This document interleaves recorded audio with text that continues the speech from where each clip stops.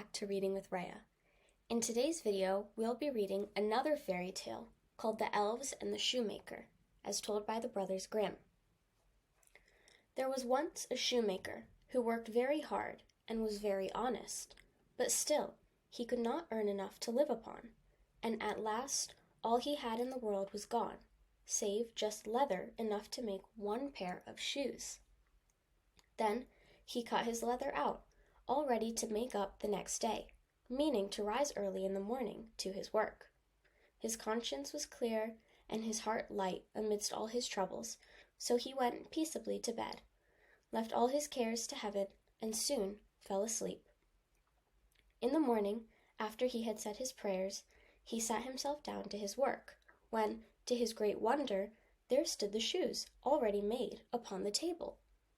The good man knew not what to say or think at such an odd thing happening.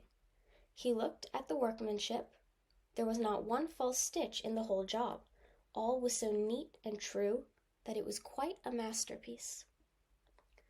The same day a customer came in, and the shoes suited him so well that he willingly paid a price higher than usual for them, and the poor shoemaker, with the money, bought leather enough to make 2 pairs more. In the evening he cut out the work and went to bed early, that he might get up and begin betimes next day. But he was saved all the trouble, for when he got up in the morning, the work was done, ready to his hand. Soon in came buyers, who paid him handsomely for his goods, so that he bought leather enough for 4 pairs more. He cut out the work again overnight, and found it done in the morning, as before. And so it went on for some time. What was got ready in the evening was always done by daybreak, and the good man soon became thriving and well off again. One evening, about Christmas time, as he and his wife were sitting over the fire, chatting together, he said to her, "I should like to sit up and watch tonight, that we may see who it is that comes and does my work for me." The wife liked the thought, so they left a light burning and hid themselves in a corner of the room, behind a curtain that was hung up there, and watched what would happen. As soon as it was midnight, there came in 2 little naked dwarfs, and they sat themselves upon the shoemaker's bench, took up all the work that was cut out, and began to ply with their little fingers, stitching and wrapping and tapping away at such a rate that the shoemaker was all wonder, and could not take his eyes off them. And on they went till the job was quite done, and the shoes stood ready for use upon the table. This was long before daybreak, and then they bustled away as quick as lightning. The next day the wife said to the shoemaker, "These little wights have made us rich, and we ought to be thankful to them, and do them a good turn if we can.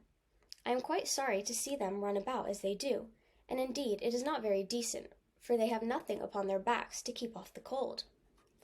I'll tell you what, I will make each of them a shirt, and a coat, and waistcoat, and a pair of pantaloons into the bargain, and do you make each of them a little pair of shoes."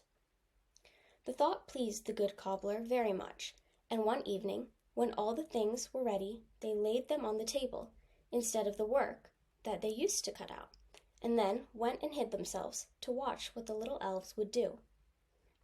About midnight in they came, dancing and skipping, hopped round the room, and then went to sit down to their work, as usual. But when they saw the clothes lying for them, they laughed and chuckled, and seemed mightily delighted. Then they dressed themselves in the twinkling of an eye, and danced and capered and sprang about as merry as could be, till at last they danced out at the door and away over the green. The good couple saw them no more, but everything went well with them from that time forward, as long as they lived. I hope you guys enjoyed that fairy tale and that you'll join me next time for another story. Parents, teachers, carers, if you enjoyed this video, please give it a like and subscribe to my YouTube channel, Reading with Rhea. Thank you for watching and see you next time.